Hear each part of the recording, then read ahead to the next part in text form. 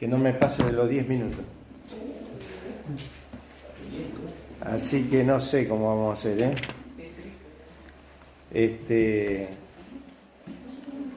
tantos kilómetros que uno hace y después te dicen 10 minutos. Bueno, vamos al libro de Números, capítulo 1. Números, capítulo 1, versículo 1.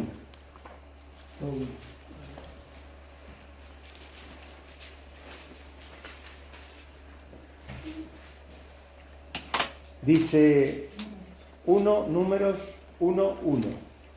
Habló el Señor a Moisés en el desierto de Sinaí, en el tabernáculo de reunión, en el día primero del mes segundo, en el segundo año de su salida de la tierra de Egipto, diciendo, hasta acá nomás.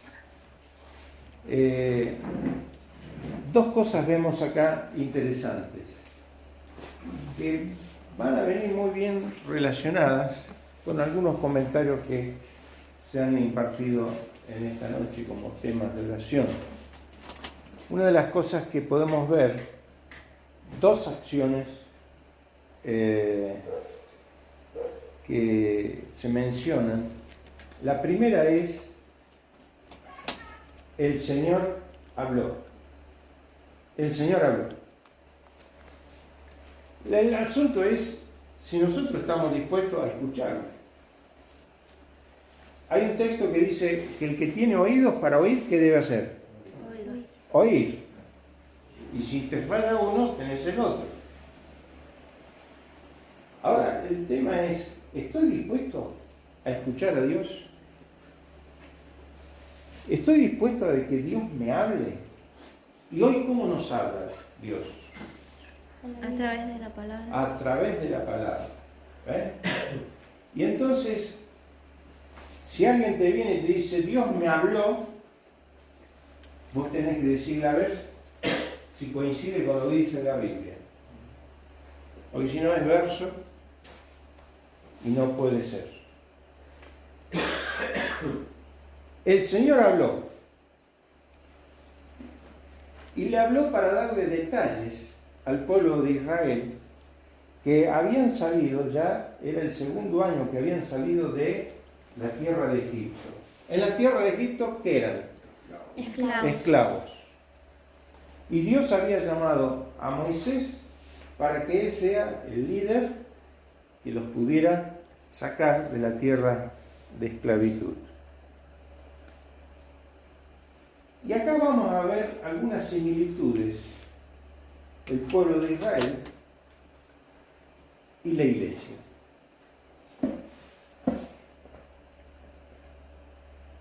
¿Qué vemos primero? Que el mismo Dios que le habló a Israel es el mismo Dios que nos habla hoy. ¿Por qué? Porque es un Dios que no cambia. Es el mismo hoy, ayer y por los siglos.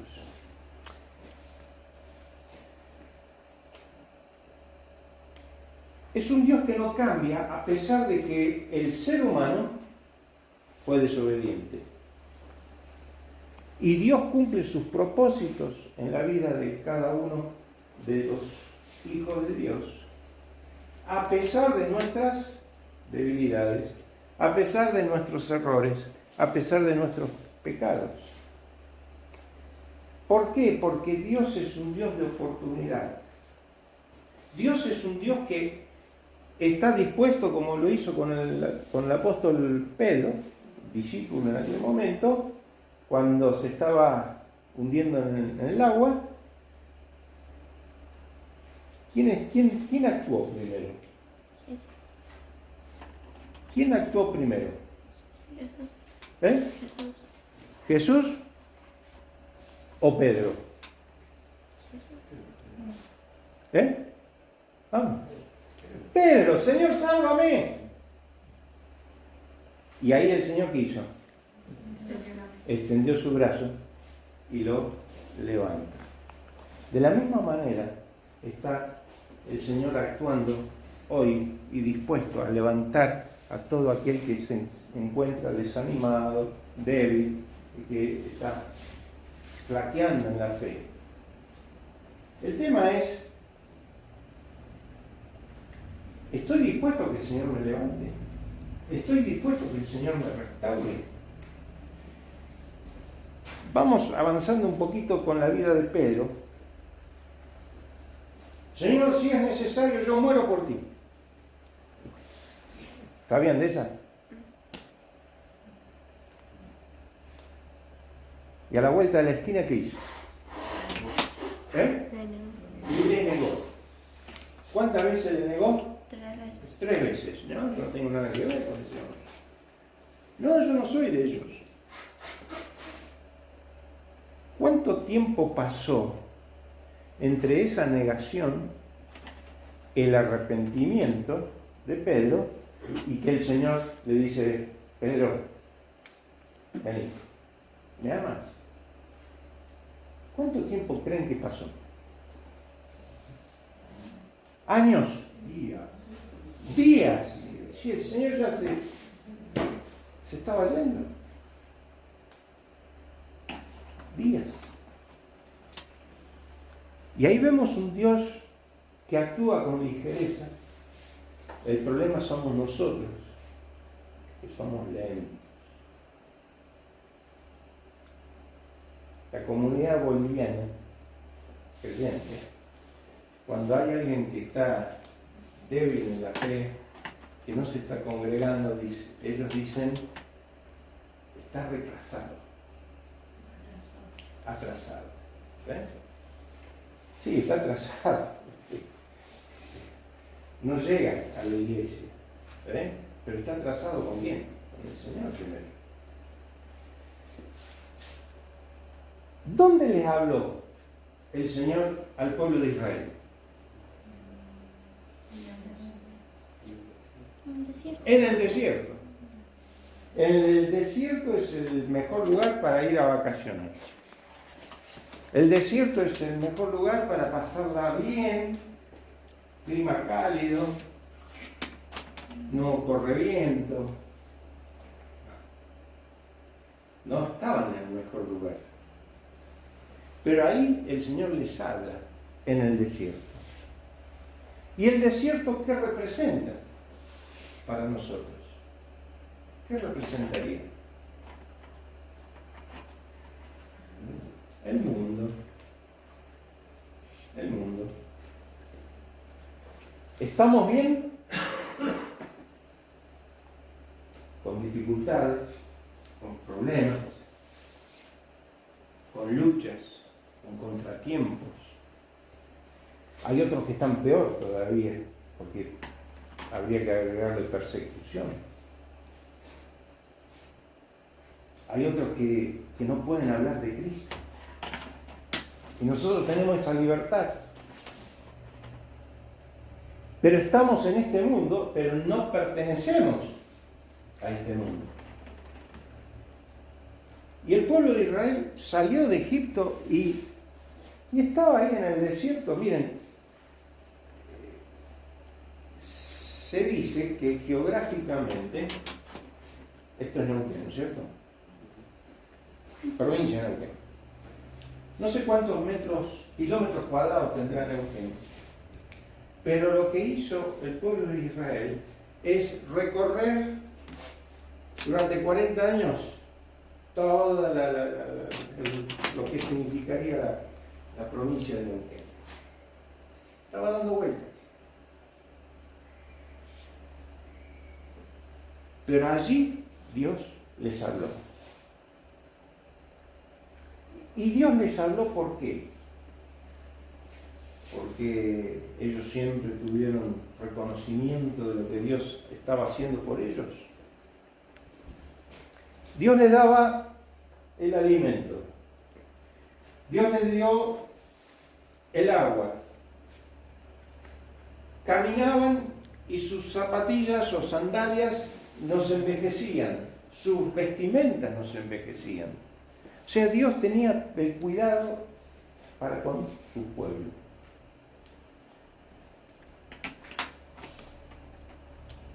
Pero hay algo que se asemeja a lo que es la iglesia.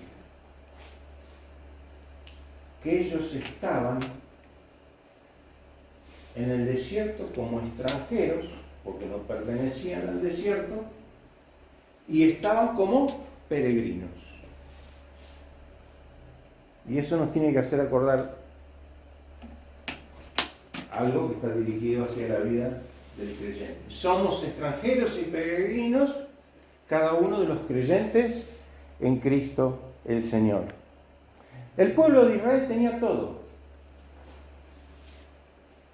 Y nosotros podemos decir, tenemos todo, porque el Señor es un Dios proveedor. El Señor es Jireh. Pero a mí me gustaría tener tal cosa. El Señor nos va a dar lo que realmente necesitamos, lo que realmente sea su voluntad. Viendo así, vamos a ver que el pueblo de Israel, viendo las grandes cosas que Dios hacía para con el pueblo, ellos, ¿qué hacían? Permanentemente se rebelaban, caían en idolatría, reclamaban, se olvidaban de la fidelidad de Dios, reclamaban, y Dios les decía, acá está lo que ustedes necesitan, y a la vuelta de la esquina, ¿qué pasaba? Se olvidaban de todas las bendiciones que habían recibido de parte de Dios.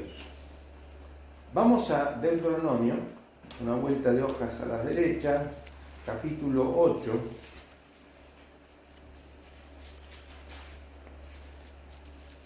Quien lo tenga y lo quiera leer,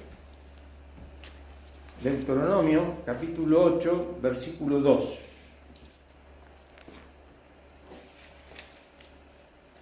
¿Tenés? Y te acordarás de todo el camino por donde te ha traído Jehová tu Dios estos 40 años en el desierto, para afligirte, para probarte, para saber lo que había en tu corazón, si habías de guardar o no sus mandamientos. Hasta el 5. Y te afligió y te hizo tener hambre, y te sustentó con maná, comida que no conocías tú ni tus padres la habían conocido, para hacerte saber que no solo de pan vivirá el hombre, mas de todo lo que sale de la boca del hombre, de Jehová vivirá el hombre. Tu vestido nunca se envejeció sobre ti, ni el pie se ha hinchado en estos 40 años. Reconoce a ti mismo en su corazón que como castiga el hombre a su hijo, así Jehová tu Dios te castiga. Bien. Versículo 2, ¿qué dice? ¿Qué tenemos que hacer nosotros? Acordarnos de todo el camino por donde el Señor nos ha traído. Bueno, pensemos, ¿de dónde nos sacó el Señor? ¿Qué éramos antes de que fuéramos sus hijos? Y eso nos va a ayudar a pensar, soy una persona bendecida porque Dios me escogió, Dios me levantó y me tomó como su hijo. Pero dice también que el caminar por el desierto tenía algunos propósitos. Afligirte, para probarte, para saber lo que había en tu corazón, si habías de guardar o no sus mandamientos. ¿Qué nos pasa normalmente a los creyentes? Pasamos por tiempos de aflicción, pasamos por tiempos de prueba. ¿Para qué? Porque son cosas que Dios utiliza para hacernos crecer. Para probar qué es lo que hay en nuestro corazón.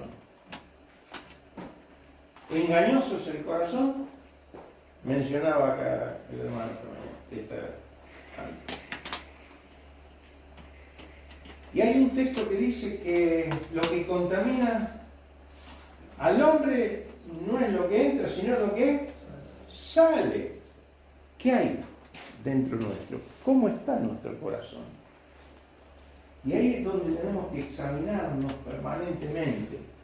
Y esto nos va a llevar a pensar un poquito en 1 Corintios 11, cuando habla de este tema. Pensemos, ¿qué es Dios para que se ocupe de cada detalle de mi vida? Un pueblo que había salido de esclavitud, un pueblo que quizás no tuvo la posibilidad de capacitarse, pero un pueblo que recibió las órdenes y pudo construir el tabernáculo. Contaban con los materiales. ¿Cómo trasladaban los materiales? No sé. Ni una pregunta, ¿no? Pero cuando fue el momento, los materiales estaban ahí. Y escuché que decían orar por poder tener un edificio propio. Bien, es bueno orar, pero también hay que ponerse en acción, confiando de que el Señor es el dueño de todo. Hoy recibí un mensaje y decía esto: para lo que para nosotros es un imposible, en la billetera de Dios es un vuelto. ¿Está? ¿Lo creemos o no lo creemos? A veces hay incredulidad.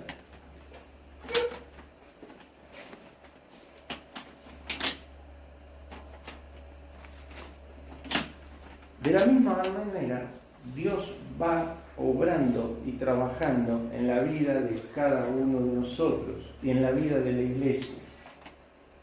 A veces la iglesia tiene que pasar por tiempo de aflicción, por tiempo de prueba, para ver en dónde está fundamentada la iglesia. Si en los hombres o en el Dios verdadero, Cristo el Señor. Si estamos dispuestos a guardar sus enseñanzas o pasarlas por alto.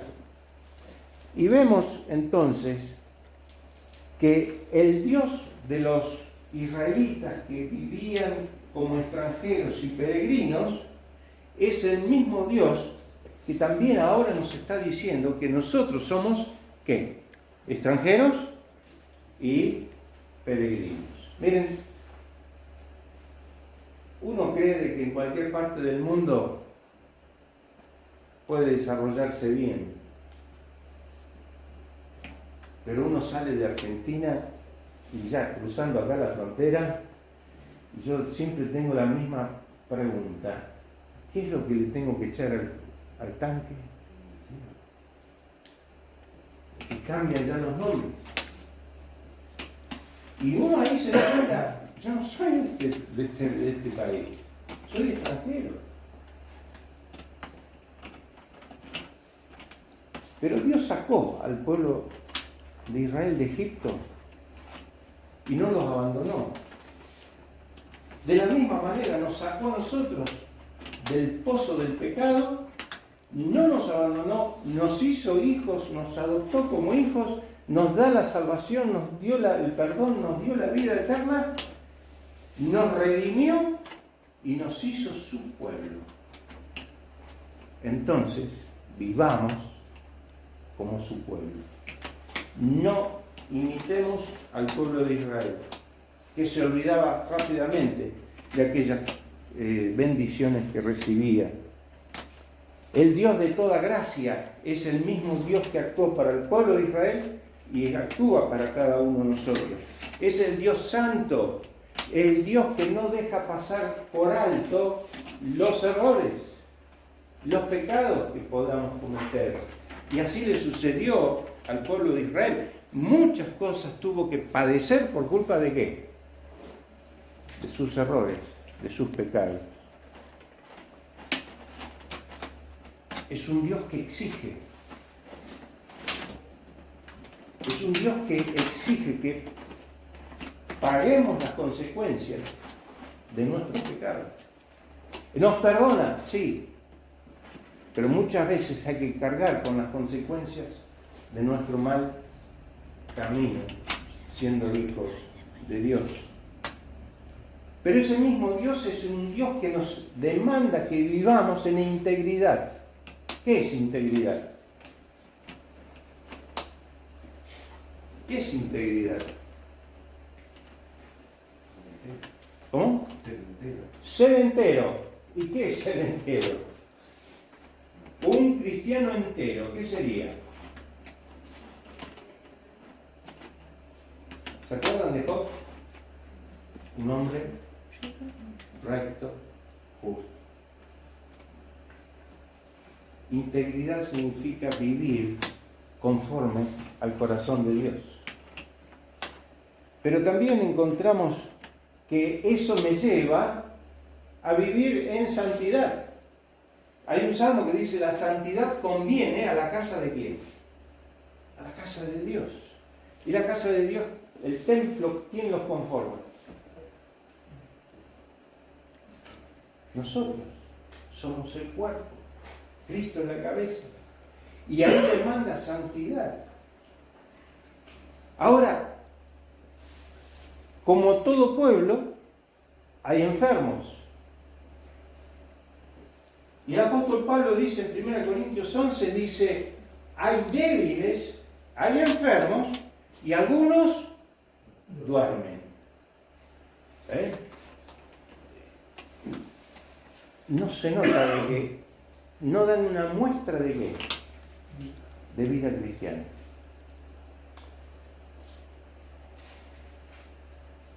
¿Cuál debe ser nuestra conducta? ¿Cuál debe ser nuestra conducta? Amar a Dios. Muy rápido.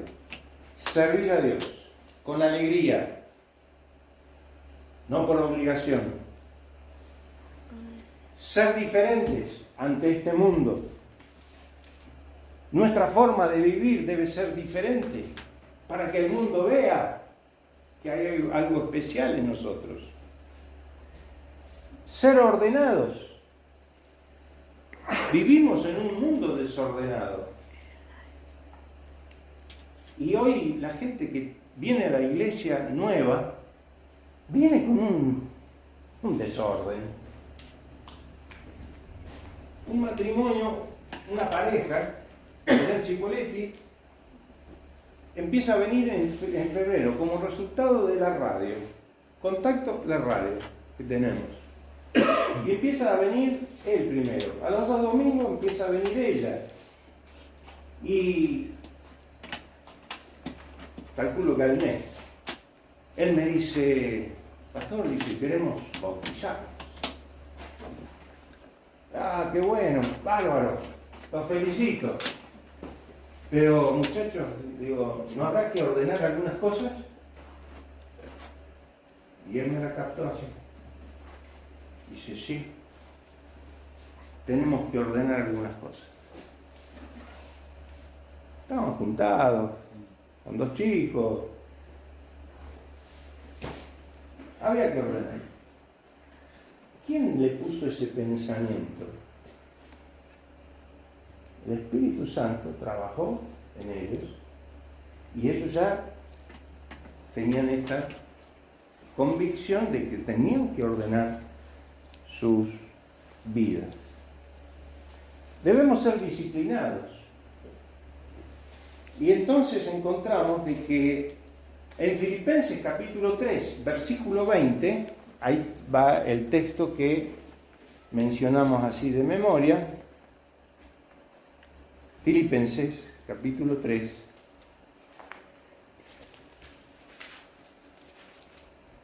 Versículo 20. A ver, ¿quién lo lee?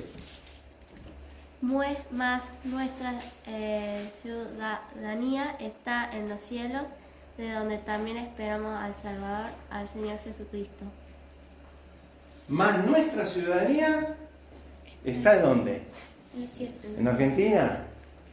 ¿En Chile? ¿En la tierra? En los cielos. de donde también esperamos al Salvador. Ese Salvador que un día fue ascendido a los cielos.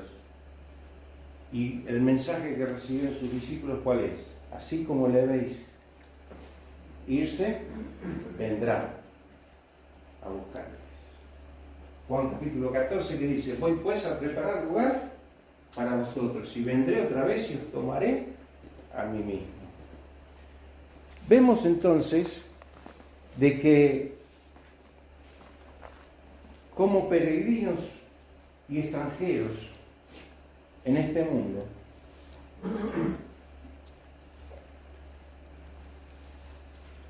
debemos preguntarnos, bueno, ¿qué tengo yo de parecido al pueblo de Israel? Si hay algo parecido, ¿es positivo o es negativo? Es negativo.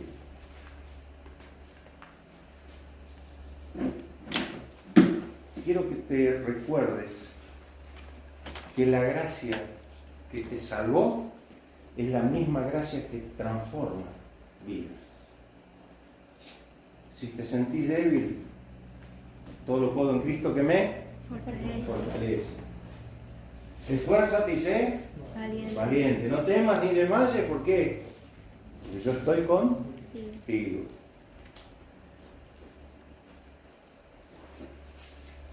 Hay que esforzarse. ¿Por qué? Porque el tiempo es corto. Y miren, debemos predicar el Evangelio en todo tiempo. Debemos proclamar el Evangelio en todo lugar. Y debemos predicar el Evangelio por todos los medios. Si el Señor estuviera hoy, 2024, en este mundo, ¿qué medios utilizaría? Redes sociales. O solamente en los templos.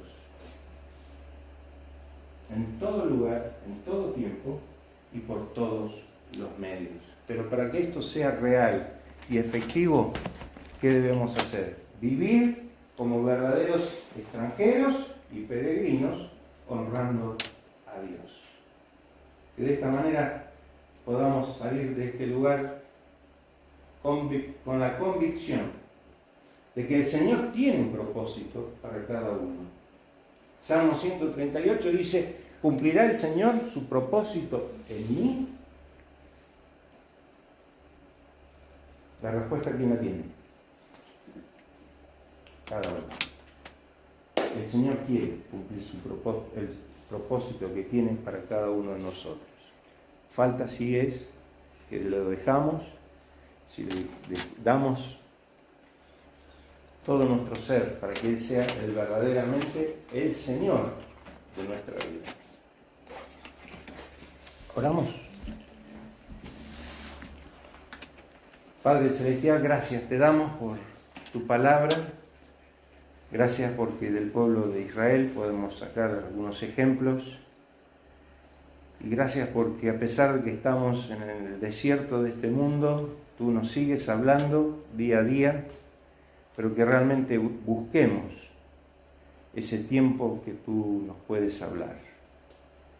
Oramos, Padre, para que como respuesta a esa comunicación que tú tienes y quieres tener con nosotros, tengamos corazones sensibles para obedecer, para honrarte, para agradarte.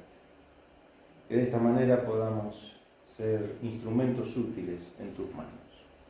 Rogamos una bendición especial sobre el grupo de hermanos que se reúnen en este lugar, para que tú seas quien prospere la tarea que ellos realizan, que de esta manera muchas almas puedan llegar al conocimiento